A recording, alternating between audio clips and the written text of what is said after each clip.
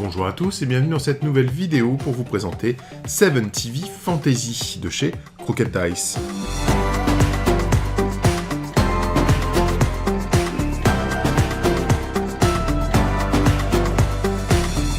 Seven TV, on vous en a déjà parlé, il y a plein de modèles différents, plein d'ambiances, plein d'univers en fait qui existent déjà. 7TV, c'est un jeu où on va recréer des épisodes de séries, voire des films avec des figurines. Donc il y a déjà eu 7TV sur l'espionnage, 7TV Armageddon en mode post-apo, voilà 7TV Pulp pour les films d'aventure à la Indiana Jones et compagnie, et là donc le tout nouveau 7TV qui arrive, qui est le 7TV Fantasy. Donc là, si vous voulez refaire des histoires d'Heroic Fantasy comme la série Conan qu'on a eu à la télé quand on était plus jeune, ou les séries comme Xena, Hercule et compagnie, on a tout ce qu'il faut à l'intérieur de cette boîte pour pouvoir recréer ce type de programme avec nos figurines.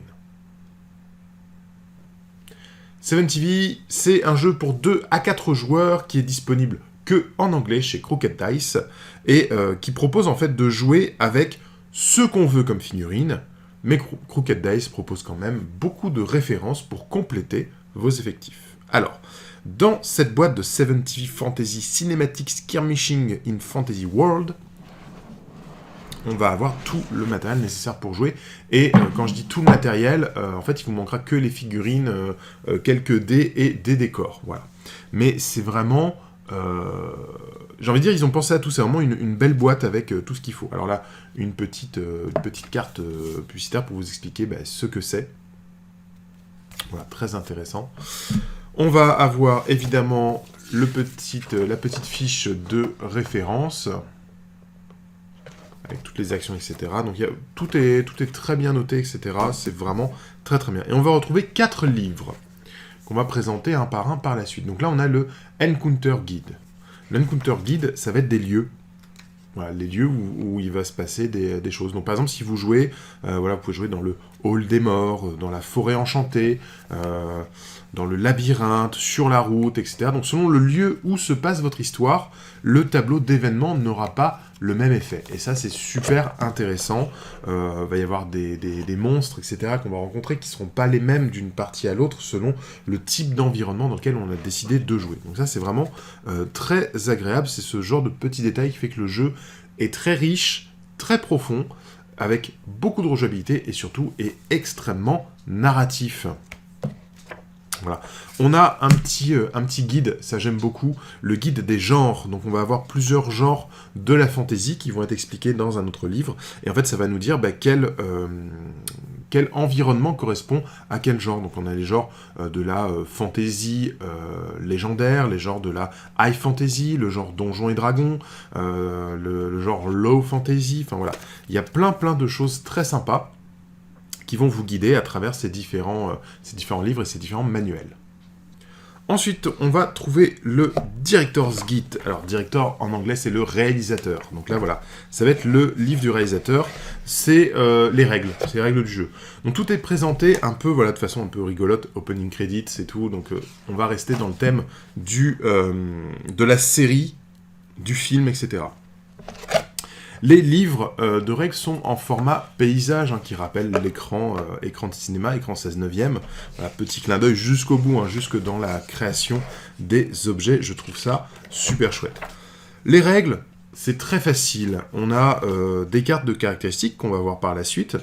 Il y a quelques caractéristiques. Quand on va faire un jet de caractéristiques, ça va être de base 1 dé plus notre caractéristique, il faut faire plus que l'adversaire. Donc par exemple, si j'attaque une figurine, la figurine va d'abord générer son seuil de défense en prenant sa valeur de défense, en lançant 1 dé, peut payer en complément pour lancer des dés supplémentaires, va ajouter les différents bonus-malus, ça va donner le seuil de réussite de l'attaque. Donc ensuite, je fais mon attaque en connaissant le seuil de défense à l'avance, et du coup, je vais pouvoir dépenser des ressources pour améliorer ce seuil, ou... pour améliorer le nombre de dés que je vais lancer, etc. Alors, les plot points, ça va être un élément très important dans le jeu, c'est au cœur du jeu. Ça va être une ressource qu'on va devoir gérer au fil des tours. Alors, au début de la partie, on va gagner des points. et à chaque tour, on va gagner d'autres points. On va gagner des points par rapport au type de figurines qu'on va avoir dans notre bande qui sont encore présents sur le champ de bataille. Donc déjà, on va y avoir les stars. Les stars, c'est les héros de l'histoire. Donc les stars vont nous rapporter 2 points chacun. Attention, les stars sont très chers en points. Vous n'en aurez pas beaucoup. Généralement, 1 ou 2 pour des parties standards. Il va y avoir des co-stars, hein, ça va être les héros qui vont aider la star. Voilà, ça va être les sidekicks, les trucs comme ça, quoi. Donc là, les co-stars vont aussi nous rapporter 1 point chacun. Et enfin, il va y avoir les extras. Les extras, c'est les figurants. C'est les personnages sans nom qui sont là, au fond de l'écran, en train de faire des grands gestes. Donc les extras, ils vont nous rapporter 1 demi-point chacun. Et ensuite, selon ce qu'on va faire pendant le tour, on va pouvoir récupérer d'autres points. Et tout simplement, on va pouvoir dépenser ces points pour activer nos figurines pendant notre tour. C'est un jeu où on va jouer tour par tour. Hein. Je vais activer toutes mes figurines, puis l'autre joueur activera toutes ses figurines. La particularité étant que chaque figurine s'active individuellement, et on va devoir dépenser ces points d'intrigue pour pouvoir faire des actions spéciales. Donc là, une carte de profil, on va voir, il y en a beaucoup dans la boîte.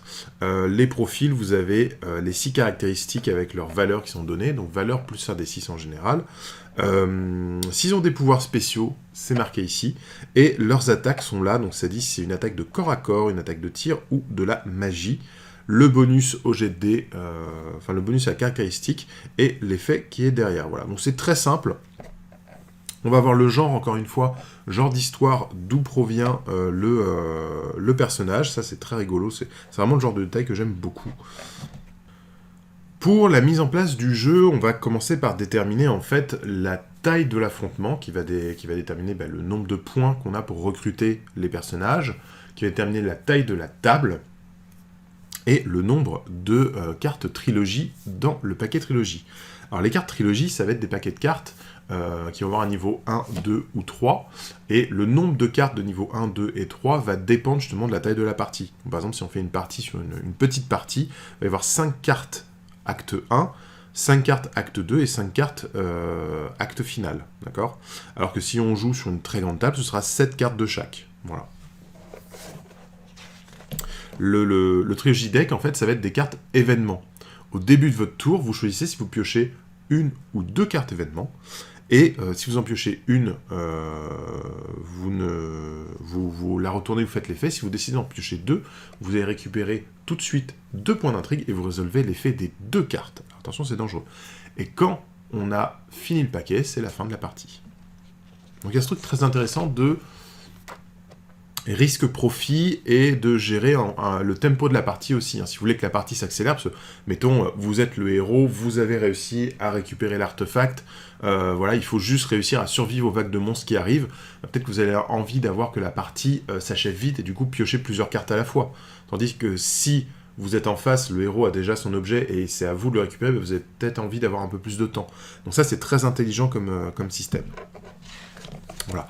Après, ça va décrire les différents types d'actions, comment on interagit avec le décor, les portes, les escaliers, on peut pousser les gens pour les faire tomber. Voilà, il y a plein de choses très intéressantes à faire dans le jeu. Il va y avoir les statues aussi, donc bon, ça c'est vraiment des détails du jeu. Le jeu est très riche, très intéressant, et en même temps vraiment simple à prendre en main. Donc pour moi c'est un grand oui. J'aime beaucoup ce jeu, j'aime beaucoup sa mécanique. On va retrouver tous les types d'attaques qui existent dans le jeu, si vous avez un doute à un moment. Et on va voir aussi la magie. La magie va être répartie en 6 grandes écoles qui vont avoir chacune leur grimoire. Donc il y a The Book of Life qui va être pour tout ce qui est soins, protection, bénédiction, etc. Le Conjureur Codex qui va être tout ce qui va permettre d'invoquer des créatures, de générer un mur d'air, de faire lever des golems ou des élémentaires. On va voir les Druidic Doctrines qui vont être tout ce qui est lié à la nature, voilà, faire pousser des racines pour emprisonner vos adversaires, appeler des animaux à la rescousse, etc.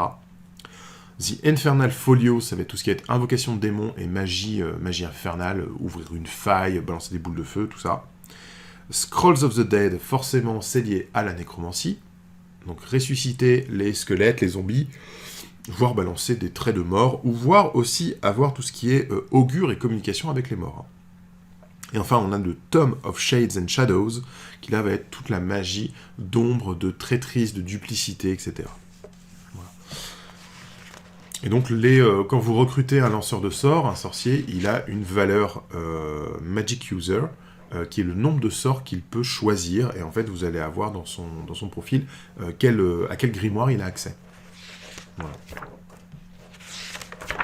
Je vais tout de suite vous montrer, puisqu'on parle de grimoire. Hop, on va sortir tous les bouquins d'un coup, on fera les autres à la suite. Les grimoires, ils sont là physiquement, et ça, j'ai trouvé ça très très cool. Donc vous avez les 6 grimoires qui sont là, et dans chaque grimoire, vous allez avoir 6 sorts. Et vous allez donc choisir quel sort vous allez pouvoir utiliser. Donc ça, j'aime bien le contenu physique, en fait. Ils auraient pu faire juste une carte, ils auraient pu faire... juste les sorts résumés à la fin du livre, ou un truc comme ça. Non, il y a un petit livret comme ça, en carton, avec les sorts à l'intérieur, et je trouve ça génial. Une couleur pour chacun, avec le logo, la typo qui va bien. C'est vraiment, en termes d'immersion, je trouve que ce genre de détail aide énormément.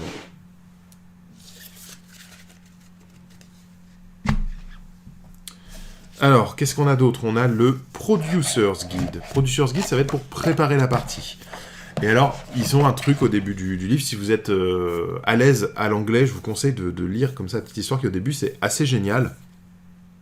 En fait, au début de l'histoire, ils vous présentent une société de production de séries et de films, plutôt basés sur du peplum à l'origine, qui se relance en fait pour faire du film d'aventure Heroic Fantasy. Et c'est très très drôle la façon dont c'est présenté. En fait, tout est faux. Tout est faux, tout ça c'est le cadre du jeu. En fait, vous allez jouer des producteurs dans cette société de production ou dans une société de production tiers, et vous allez faire des films dans ce genre-là, quoi. Donc c'est très très drôle comment c'est placé. Voilà. Donc là, c'est un peu comment mettre en place la partie, que sont les pions objectifs, que sont les MacGuffins. MacGuffin, c'est très drôle, on va le montrer par la suite, c'est un paquet de cartes dans lequel on va avoir en fait un élément qui va être le centre de l'histoire. Voilà. On va avoir des cartes artefacts, on va voir... alors il y a tout le côté aussi pour jouer en campagne, voilà, c'est très très sympa. Voilà. Alors, il y a même des clins d'œil à plein de films, voilà, là, Sinbad le marin, il y a des pistes narratives pour différents jeux en fait pour différentes ambiances que vous voudriez mettre en place. C'est très très rigolo. Voilà, on a des fausses affiches qui sont absolument formidables. Et vous allez même pouvoir retrouver les figurines qu'il y a sur les affiches là, les trucs comme ça, c'est très rigolo. Donc voilà, je trouve qu'il y a un second degré qui est absolument délicieux dans ces bouquins. C'est très très drôle, voilà, pour les moins jeunes, hein, on retrouve des figurines un peu mythiques aussi qui ont totalement disparu aujourd'hui. Voilà, donc le Producer's Guide qui est très très drôle, et enfin le Casting Guide qui va être pour recruter votre bande, voilà, avec un barbare monté sur tigre, n'est-ce pas? On va retrouver comme ça des films très sympas. Enfin, moi j'aime beaucoup l'ambiance du jeu, le second degré dans l'écriture. C'est bourré de références à des films, à des séries, à de la pop culture, voilà, c'est tout ce que j'adore. Donc voilà. Les genres fantasy, ça c'est un truc que j'ai trouvé hyper intéressant aussi, parce que au-delà du jeu lui-même, c'est aussi, ce sont de bonnes façons de définir un peu nos différents univers médiévaux fantastiques. Donc on va avoir l'Epic Fantasy. L'Epic Fantasy, c'est les ténèbres se lèvent à nouveau sur le monde et il va falloir aller les vaincre. Voilà, c'est un peu du... Epic Fantasy, c'est le Seigneur des Anneaux, c'est le Silmarillion, tout ça, quoi. C'est voilà, celui dont on ne doit pas prononcer le nom qui revient une énième fois, et tous les peuples libres doivent se liguer contre lui afin de tenter de le vaincre, mais on ne peut pas le vaincre par la force, il faudra ruser et trouver un artefact. Enfin voilà. On a le Folktale. Folktale, c'est tout ce qui est les contes, voilà. un prince charmant qui vient délivrer une princesse en haut de sa tour, des choses comme ça, mais aussi tout ce qui va être un petit peu chevalerie, les romans de la table ronde, les choses comme ça, c'est très folktale, ça marche très très bien.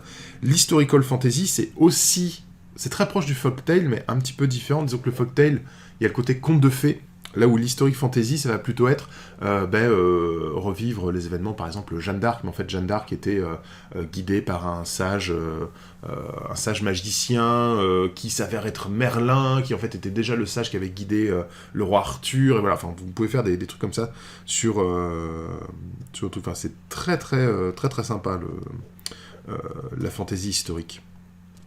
Mythic fantasy, ça va être plus qui va être basé sur les mythologies. Donc là, on peut vraiment aller jusque dans du peplum, ou voire du jeu antique, en fait. De la fantasy antique, ça colle très très bien. Pen et Paper Fantasy, hein, c'est du gros Donjons et Dragons qui tâche, porte-monstre trésor, hein, c'est très sympa.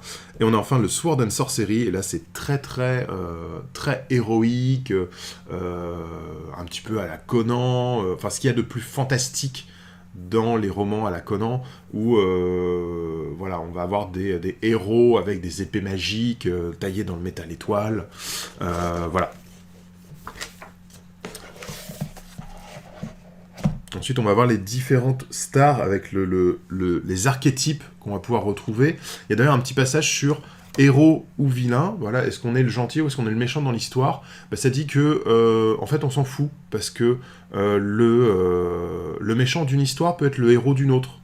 Et en fait, c'est souvent le vainqueur qui écrit l'histoire, donc voilà, mettons, si on reste dans une histoire, si on reste dans le Seigneur des Anneaux, peut-être que si les Hobbits n'avaient pas détruit l'anneau, Sauron raconterait lui-même l'histoire en disant « Et c'est comme ça que j'ai empêché ces villes Hobbits de détruire mon anneau qui m'avait pris tellement de temps à construire, et j'ai enfin pu conquérir le monde et asseoir ma domination et tout machin, parce que sinon les vilains Hobbits, ils auraient détruit tout ce que j'avais fait. » Voilà. Donc vous avez plein d'archétypes qui sont très sympas. Et encore une fois, ce que j'aime bien dans ce genre de jeu, c'est que c'est un jeu qui va vous encourager à jouer avec les films que vous avez déjà. Donc on vous présente des archétypes, vous avez forcément des figurines qui vous correspondent. Et du coup, vous piochez comme ça dans les archétypes. Il y a une petite explication sur quelle est l'essence de l'archétype, mais encore une fois, vous pouvez tout à fait vous réapproprier tout ça. Il n'y a rien qui ressemble plus à un gobelin qu'à un gobelin, peu importe d'où il vient, quoi. Ce sera toujours un gobelin. Voilà. Il y a des personnages neutres, des personnages vilains, etc. Donc il y a plein de choses, des monstres aussi qu'on va pouvoir croiser. Voilà. Il y a aussi des options pour customiser ses propres personnages, donc pouvoir payer des points supplémentaires pour modifier des caractéristiques, leur ajouter des compétences, etc. Voilà. Et donc il y a plein de figurines présentées. Et il y a des profils par genre, et ça j'adore, voilà. Est-ce que mon Dark One, il passe en épique, il passe en folktale, en historique pas trop, par contre en mythique, il passe très très bien. Donc j'aime bien ce genre de truc, pour voir un petit peu le truc. Le genre, ça peut être une piste de recrutement, par exemple. Vous pouvez vous dire, j'ai envie qu'on se fasse une partie folktale, donc on va tous les deux choisir, enfin je dis deux, parce que souvent on joue à deux à ce genre de jeu, mais c'est peut-être à quatre, mais bon, mettons, on va dire, on se fait une campagne folktale, on ne prend que des personnages qui sont dans la catégorie folktale. Ça peut être très sympa. Ou alors on se fait une campagne historique, ça peut être cool aussi, quoi. Voilà. Donc j'aime bien cette répartition, je trouve qu'il y a plein d'idées vraiment sympa, quoi. Et là il y a un petit tableau récapitulatif aussi, c'est pour les personnages qui ont une compétence de leader. Donc c'est quel personnage l'ont, pour quel type d'unité, et les unités qui vont correspondre à ça, quoi. Ça c'est très pratique aussi si vous voulez faire un truc un peu thématique avec j'ai un chef de guerre gobelin, donc je vais pouvoir prendre les gobelins qui correspondent et tout. Voilà. Donc très très chouette ces 3 guides. L'essence du jeu est vraiment narrative. Voilà. Ça vous invite à raconter des histoires, ça vous invite à vous caler dans un genre, à aller vers un type de créature, etc. Donc c'est très très sympa. Mais c'est pas tout ce qu'on a dans cette boîte, parce que la boîte est hyper chargée. Alors je vous ai parlé tout à l'heure du deck de du deck trilogie qui va être là. Donc il y a beaucoup de cartes, on n'utilisera jamais toutes les cartes. Mais par exemple, voilà, petite farandole, parce que je les trouve très sympas, les événements qui peuvent arriver. Là, par exemple, on a une nouvelle quête qui débarque. Et donc, tu choisis une figurine à 8 pouces d'un pion objectif. Et cette figurine peut bouger de 2 pouces supplémentaires pour sa prochaine action. Voilà. Donc, c'est un truc bénéfique, c'est plutôt cool. Mais mettons, dans l'acte 2, on va avoir Prop Malfunction. Alors ça, Prop Malfunction, c'est un accessoire qui ne fonctionne pas correctement. Tu choisis un figurant ennemi et jusqu'à ton prochain tour, il ne peut pas faire d'attaque. Voilà. Tu sais, les mecs, au fond, qui secouent les bras, etc., mais qui ne font rien, ben, en fait, voilà, il n'arrive pas à sortir son épée du fourreau, tu vois, l'épée est restée coincée dans le fourreau. C'est un problème de casting. Donc, ce que j'aime bien, c'est que vous allez avoir autant d'événements intradiégétiques, c'est-à-dire qui vont raconter l'histoire.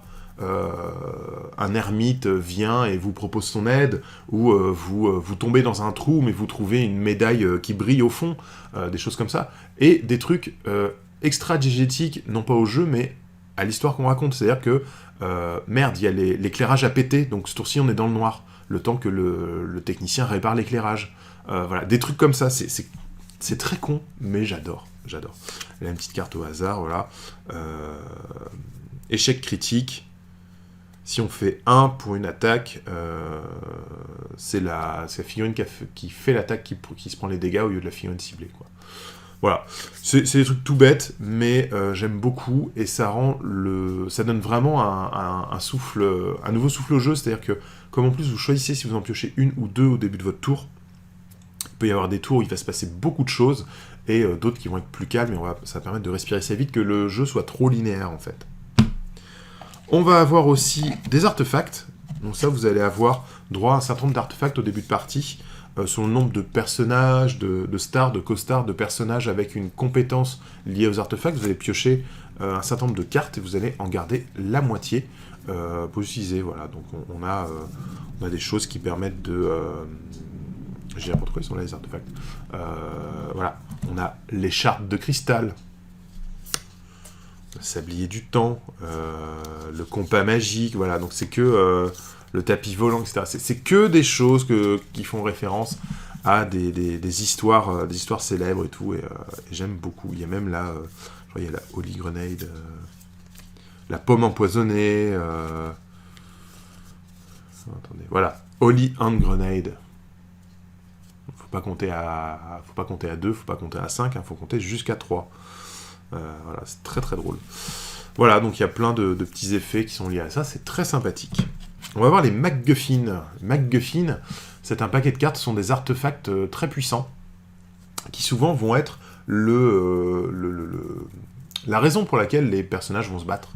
Donc ça, c'est pas obligatoire, c'est accessoire, on n'est pas obligé d'utiliser, mais je trouve ça très sympa. En fait, vous allez tirer au hasard un MacGuffin qui va être le point central du scénario, et vous allez remplacer un des objectifs sur la table lors de la mise en place de la partie par le MacGuffin, et donc il faudra aller le chercher. Donc on peut aller rechercher la tête de Méduse, la lampe magique, voilà, les crocs de l'hydre, le Saint Graal, qui est en bois, forcément. Voilà, donc il y a plein de petites choses comme ça à aller chercher, c'est très rigolo, et vous pouvez vous en servir à raison des règles, donc à partir du moment où vous le ramassez, vous allez pouvoir l'utiliser. On va retrouver aussi dans cette boîte les cartes de profil, et là, on est gâté, hein. Il y a 230 cartes de profil dans la boîte, et vous allez avoir de tout. Il y a en fait, il y a tous les profils qu'on peut jouer en standard, donc il y a... des pirates morts-vivants, des gardiens, des marchands, des sentinelles maléfiques, qu'est-ce qu'on a là, une beauté enchanteresse, une harpie, des orques, une hydre, des gargouilles, des ogres, des gobelins, des loups, des spectres, voilà, il y a vraiment de tout, il y a 230 profils. Donc il y a vraiment de quoi faire, aussi bien des trucs très typés, comme par exemple vous allez avoir voilà, les elfes de la nuit, la matriarche des elfes de la nuit. Vous allez avoir des centaures, des courtisans.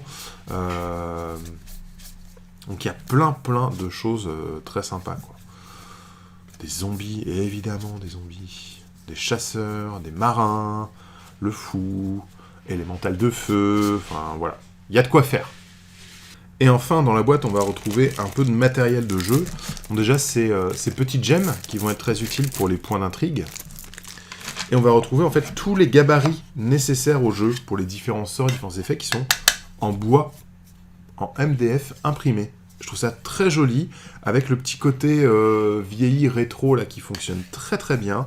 Donc voilà, tous les petits gabarits dont vous allez avoir besoin en cours de partie. Voilà, qui sont imprimés recto verso. Je trouve ça très beau, très joli.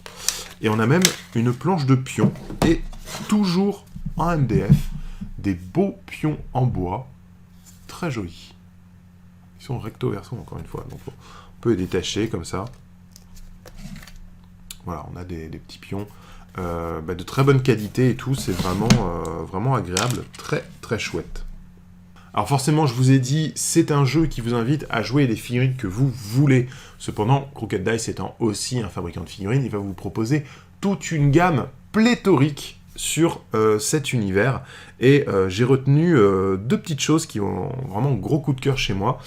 C'est la Divine Mortal, qui n'est pas du tout une figurine inspirée de Xena la guerrière.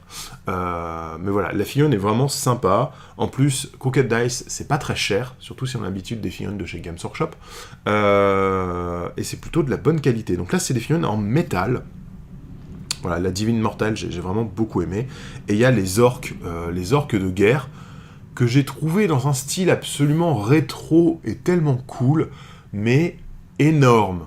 Ils sont super gros. Et j'adore leur design, leur trogne, voilà, vraiment du bon orc à l'ancienne, quoi. Voilà. Ils méritent de figurer dans une série Heroic Fantasy, quoi. Voilà. Donc quelques figurines qui sont très sympas, mais encore une fois, vous jouez avec ce que vous voulez. Il y a tellement de profils, et en plus si vous êtes collectionneur de figurines de longue date, vous allez même retrouver dans les cartes de profil certaines figurines d'autres gammes, parce qu'il n'y a pas que des figurines Crooked Dice qui ont servi à faire les cartes de profil. Et voici donc pour 7TV Fantasy Cinematic Skirmishing in Fantasy Worlds de Crooked Dice. J'espère que cette présentation vous aura plu, vous aura donné envie de vous intéresser à ce jeu. Alors je rappelle que malheureusement le jeu est en anglais, mais encore une fois c'est pas très difficile comme anglais. Si vous avez les mots de base, ça va aller très vite et on comprend facilement ce que sont les archétypes présentés sur les cartes. Donc, pour récapituler, c'est un jeu où vous créez votre épisode de série Heroic Fantasy. Vous allez pouvoir choisir le genre d'Heroic Fantasy que vous voulez. Va y avoir des héros, des vilains, des monstres errants, des événements, des MacGuffin, des artefacts, etc. Donc il y a plein de choses. Et il va y avoir des événements aussi bien dans l'histoire. Oh, regardez, un bateau hanté arrive et son équipage mort-vivant débarque. Que des problèmes de plateau, parce qu'il ne faut pas oublier qu'on est en train de faire un film ou une série. Et c'est vrai que quand le MacGuffin ne marche pas au moment où on retire l'épée du rocher, il n'y a pas la fumée et les éclairs, c'est beaucoup moins épique. Voilà. Donc, 7TV Fantasy, c'est un gros succès pour moi, j'aime beaucoup, j'espère qu'il vous plaira, et c'est encore une fois un jeu qui vous permet de ressortir toutes vos figurines.